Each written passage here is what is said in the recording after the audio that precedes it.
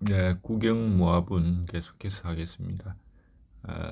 다시 한번 열애에 대한 설명을 보죠. 진정한 그러함이다. 열애는 생겨남이 없는 법이다. 법마저도 없어진다.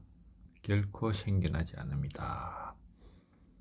자, 열애가 최상의 바른 깨달음을 자각하지 못했기 때문에 붓다가 되리라고 예언한 이유이기도 합니다.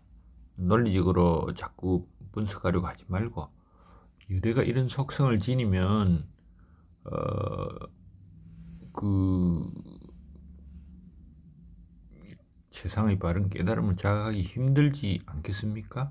그래서 그렇다고 일단 문자적으로만 그렇게 이해를 합시다. 자, 진정한 그람을 일컫는 말이다. 진실진여. 그래서 진실진여보다 진정한 진여라고 옮기는 게 좋을 것 같아서 그렇게 했다. 부타 타타타야입니다. 이를 다스니스 우리 한 6, 70년대는 사치니스, 다스니스 이런 영역을 많이 쓰고 진여라는 말도 많이 썼죠. 요즘은 잘 안 쓰는 것 같습니다. 자아가 없는데 진여가 있는가 하는 그런 의문도 있기 때문에 그렇죠. 산스크리트의 뜻은 있는 그대로의 것이다. 또 열애는 그렇게 가신 혹은 오신으로 번역이 된다고 했고 진여는 타타타 그렇게 있음 즉 그렇게 가고 오고 그렇게 있음 이 세 가지가 다 진여다 하는 겁니다. 자, 왜 그를 영어는 약간 다르게 쓸 수는 있습니다. 즉 강조하는 게 윤회의 해방, 열반의 깨달음이면 그렇게 가신 분이 되는 거고 이 세계에 나타나 있으면은 오신 분이 되죠. 오거나 가거나 오지 않거나 가지 않거나 관계없이 진정하게 그렇게 있으면은 타타타가 되는 거죠. 이렇게 보면은 상당한 묘리가 들어있다 했는데 뭐가 들어있는가? 자, 한역의 꿈말아집은 제법이의, 보리유지는 진실이여, 또 진제는 진여 별명, 현장은 진실진 여정어, 진실진 여정어, 그 다음에 의정은 실성진여지 이명 뭐 이렇게 전부 다르죠. 또 콘치아 밀러 트루 사치니스 순서대로 구마라집부터 한번 한글로 표현을 해보면은 자, 열애는 모든 법과 같은 뜻이다. 진실진여 제법유의죠. 그 다음에 진실과 같고 또 진여의 다른 이름이다. 진실진여와 비슷한 말이다. 실성진여의 다른 이름이다. 진정한 진여다. 정말로 실제인가. 즉 모두 열애란 진여와 같거나 비슷한 분으로 봅니다. 그래서 그렇게 오신 분 가신 분하고 그렇게 있는 타타타하고 해서 시사하는 게 무엇인가. 그렇게 있다고 하는 것은 사물의 본성, 실체 그 자체를 의미하는 거고 그런 상태에서 오기 때문에 언어에 행용되는 걸 파악한 것이 아니라 사물 그 자체의 실상을 체험한 분으로서 오거나 가신 분이다. 이런 뜻이 된다. 그리고 왜 지금 열애가 무엇인지 말하고 있느냐? 연등열애가 예언한 이유를 설명하기 때문이다. 즉 열애는 원래부터 정말로 있었던 존재, 현상세계 자체이기 때문에 어떤 법을 알고서 깨달음을 자각하고서 열애가 된 것이 아니다 하는 것을 알려주고 있습니다. 이런 것은 아마 어디서도 이렇게 해석하는 분은 못 봤을 거지만 이게 사실일 거라 보입니다. 그러고 그 현장의 번역을 제외한 다른 한자본에는 열애의 성질에 대해서 나오지가 않습니다. 자, 현장에게만 현장의 번역 즉 아까 여기 생겨남이 없는 법이다. 법마저도 없어진다. 결코 생겨나지 않습니다. 하는 것은 현장의 번역에만 나옵니다.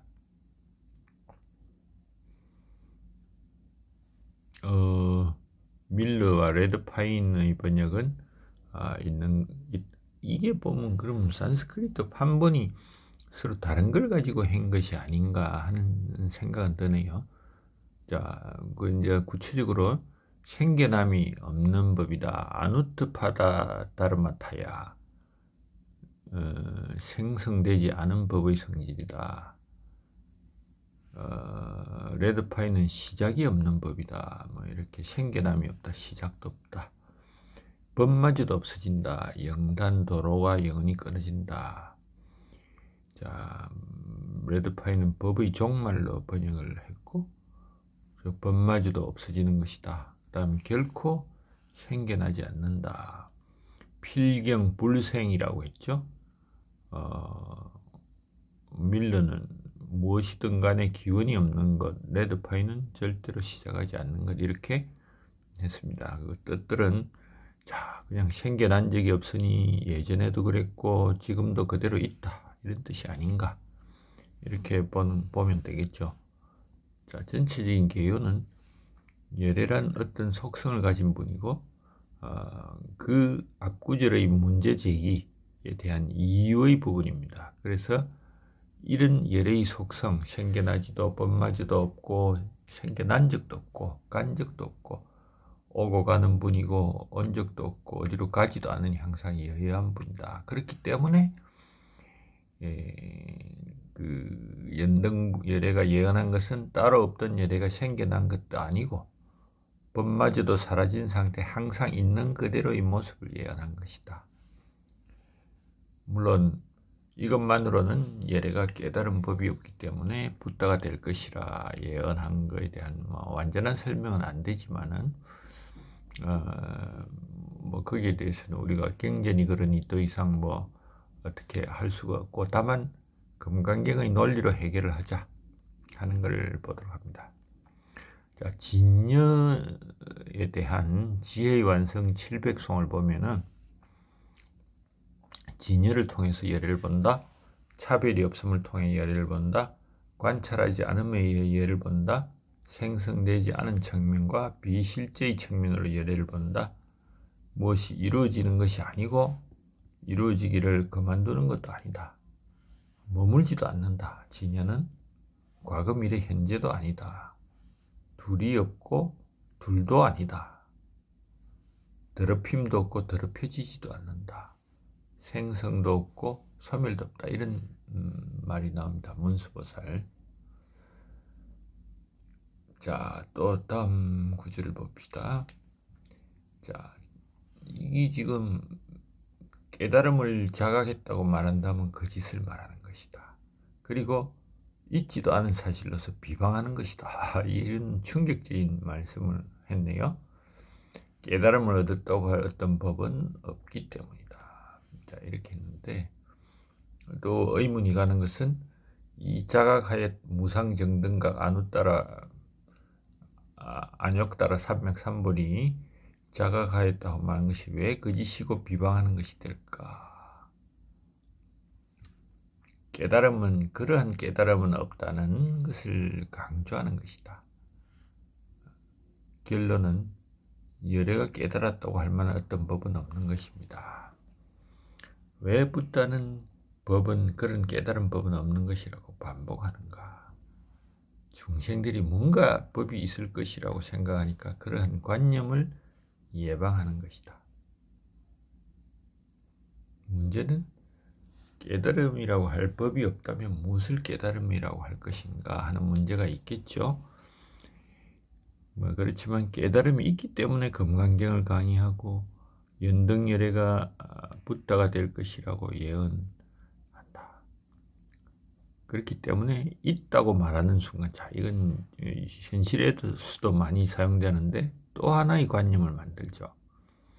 그래서 있을 것 같다고 표현하고,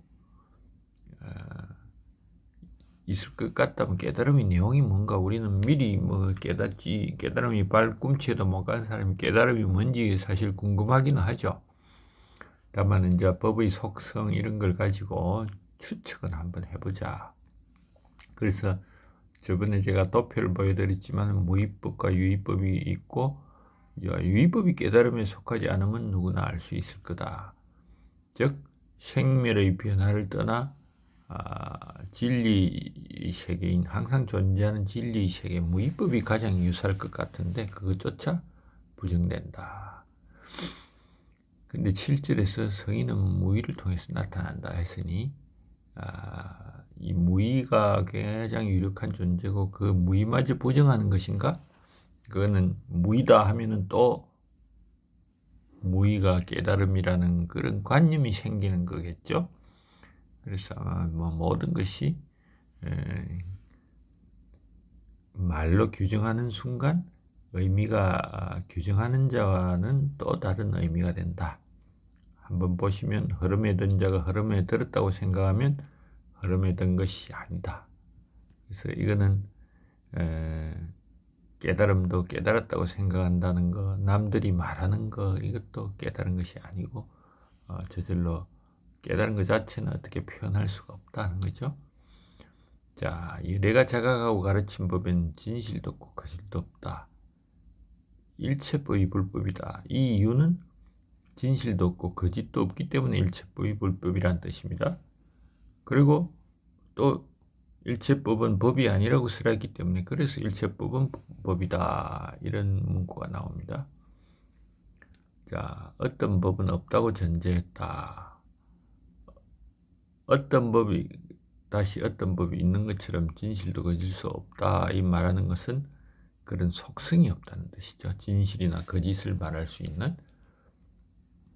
그래서 이 진실이나 거짓을 판별할 수 있는 기준이 없다.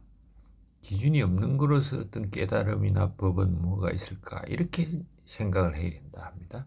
자, 우리가 사물에 대해서 크다 작다, 많다 적다, 빠르다 느리다 이런 진술을 한다면 어떤 것에 비해서 크다 작다, 비교죠. 또 사실을 알리는 진술, 빛이 초속 30만 킬로미터다. 검증 가능함으로 진실과 거짓을 알 수 있다. 근데 부다가 자각하고 가르친 법은 검증해 볼 수가 없다 하는 겁니다. 보통 불가에서 많이 쓰는 게 사과의 맛. 사과의 맛은 제대로 진술할 수 없다. 사과를 먹어보고 그 느낌을 알아야 된다. 우리가 말로 신맛과 꿀맛이 있다 하더라도 그 어느 정도 추측은 가능하지만 그 정확한 사과 맛은 모른다는 거죠. 그리고 또 한 번 더 중요한 것은 사과를 한 번이라도 먹어본 사람에게 그런 설명이 가능하고 과일을 한 번도 먹어보지 않은 사람은 어떤 설명으로도 추측이 가능하지 않다. 그래서 깨달음에 대해서 생각을 해보지 않은 사람은 전혀 의미가 없는 말이다. 깨달음이란 무엇에 대해서 깨닫다니까 사전적인 의미로는 표층의식을 소멸시켜 심층의식을 자각해가고 최심층의식도 소멸시키면서 그 자신의 실존에서 모든 자에게 해당하는 근본 진리를 아는 지혜, 이건 일종의 깨달음이라고 하고 또 불교에만 특유하게 12연기법의 이치, 세상의 인과관계를 아는 거라고 합니다.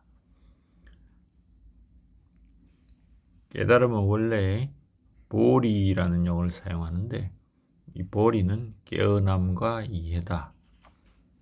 깨어난 사람은 갈애와 고통과 윤회로 구속된 우리 마음에 대한 통찰을 얻는 사람이다. 통찰. 그리고 열반으로 이끌 영감을 얻게 됩니다. 그래서 우리가 대승불교에서 지혜라고 브라저나라고 말하는 것은 우리 진정한 본성에 대한 통찰을 얻는 것이고 우리 속에 있는 열애장, 열애장은 나온 개념은 아니지만은 열애가 깊이 감추어져 있다 이런 뜻이죠. 불성을 자각한다 하는 겁니다. 그리고 선불교에서는 진정한 본성, 목표가 좀 다르죠. 티베트 불교에서는 모든 한계가 마음에서 제거되고 긍정적 잠재력이 완전히 자각되는 걸 말한다. 그래서 깨달음에 대해서는 아마 저 뒤쪽에 다시 나올 테니까 이 정도만 보도록 하고 또 붓다는 일체지지다 이런 표현도 씁니다. 여기에 대해서는 나중에 한번 읽어보십시오. 자, 일체법은 불법이다 이런 말도 했는데 왜 진실도 거짓도 없는 법을 불법이라 이래 볼 수밖에 없겠죠. 그래서 이 바로 무위법일 것이다라고 계속 누누이 이야기하고 있습니다. 자, 일체법은 법이 아니고 그래서 불법이다. 역시 이게 금강경의 논리죠.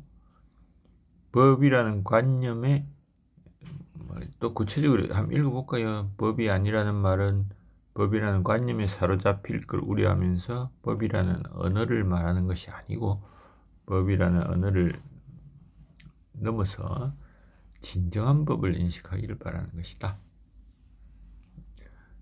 자, 그 다음에 이 또 리바이벌 하고 있죠. 몸을 갖추고 신대 큰 몸이다. 그래서 큰 몸이 아니라고가 아니고 큰은 생략됐죠. 몸이 아니라고 해서 그래서 몸을 갖추고 큰 몸이다. 이런 부분 유의해 보시면 됩니다. 스브리가 뭐 쭉 말했는데 이게 대해서는 다 말을 했고 누군가는 이게 뭐 몸이 뭐 부다의 법신이다. 다르마 카야라고 합니다. 카야가 이 몸이기 때문에 법신 이렇죠. 자, 법신은 몸이라고 할 수도 있고 공간이나 시간을 차지하지 않고 모든 장소에 다 있기 때문에 형체를 가지지 않았기 때문에 몸이 아니라고 할 수도 있다. 뭐 이런 표현이 있는데 만약 이게 정말 법신을 말한 것인지는 아직도 의문스럽죠. 자, 다음 구절. 이것도 계속 나온 거죠. 중생들을 열반에 들게 하지만 이제는 중생이 없기 때문이 아니고 보살이라 불러서는 안 된다. 그리고 보살이라 부를 법이 있느냐? 없습니다. 그리고 중생은 중생이 아니다. 이런 말이 계속 반복되고 있습니다. 또 일체법은 자아가 없고 중생, 영혼, 개인이 없다. 이런 표현을 했는데 중생들을 열반에 들게 하리라. 이는 보살이 아닌데 내가라는 관념을 가지기 때문이다. 그래서 그런 관념이 없는 경우 보살을 모든 중생을 열반에 들게 하고도 나로 인해 그들이 열반에 들었다는 관념이 들지 않아야 된다. 이런 구절을 관심을 가지고 보시고 자, 또 다른 해석도 하나 있습니다. 보살이라 불러서는 안 된다는 것과 중생이 아니라는 부분. 부다는 이유를 대답하지 않고 있습니다. 왜 보살이라 부르면 안 되는가? 그것은 보살이라 부를 법도 없기 때문에 중생을 열반에 들게 할 수 없다. 또 중생이 없기 때문에 열반으로 이끄는 건 잘못되었다. 이렇게 볼 수도 있다는 거죠. 중생이라는 것은 뭐 계속 나온 거기 때문에 이 정도로 하고 자, 다만 이 부분은 구마라집이 번역하지 않았고 그렇게 우리는 한자에도 불구하고 번역을 이렇게 넣었습니다.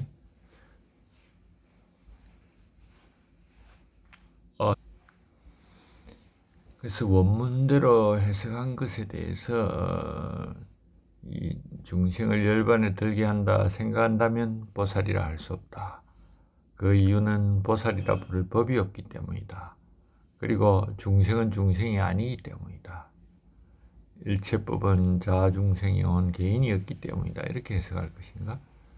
여기 보살도 없고 중생도 없기 때문에 누가 누구를 열반에 들게 한다는 것은 불가능한 명제다. 이런 걸 고려해야 되는데 구마라집처럼 중생은 중생이 아니고 중생이라 부른다. 이런 구절은 중복일 뿐이다. 그래서 삭제한 거로 보인다 합니다. 이렇게 수많은 중생을 궁극 열반으로 이끌었지만은 어떤 중생도 열반에 들지 못한 이유는 중생의 관념이 생기면 보살이라 불릴 수 없기 때문이다 하는 겁니다. 자, 이 부분은 사실 말로 설명을 해도 머리에 와닿지 않을 거라서 여러분이 천천히 한번 읽어보시면은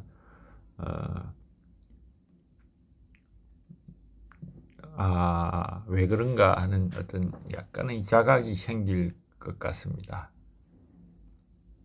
그래서 요거는 이 정도로 하고 넘어가고,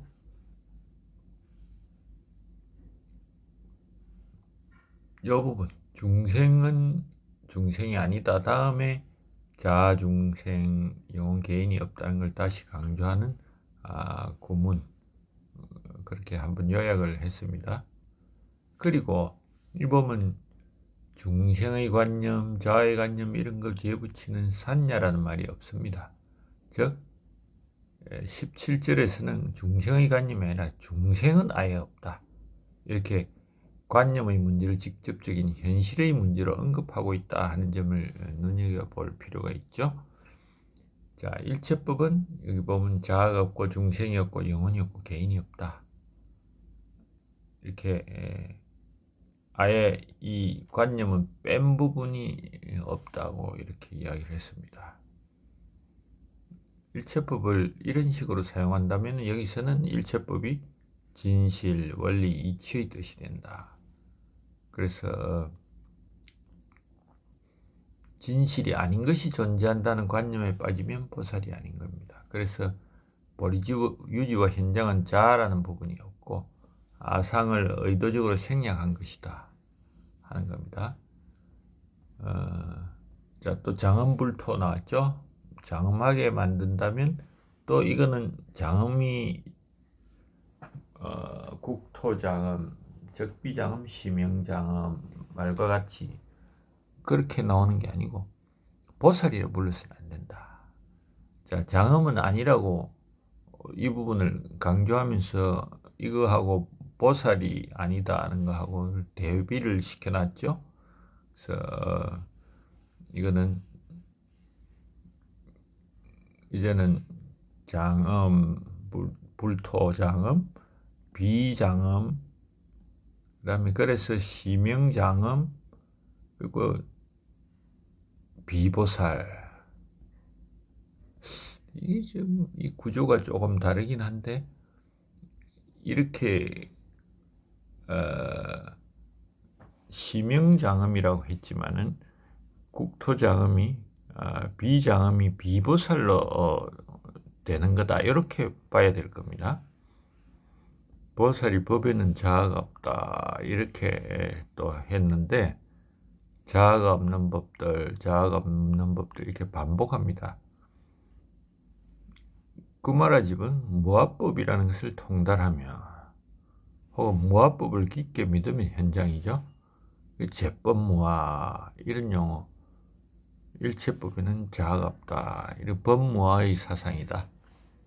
자, 제법무아가 뭐냐, 이것도 설명하면 좀 길어지는데 간단하게 요약해서 말하겠습니다. 모든 법은 연기에 의해 관련이 되어 있고 그 자체의 속성이 없다. 그래서 초기 불교부터 붓다는 자아는 온의 집적에 지나지 않기 때문에 자아가 존재하지 않는다 했죠.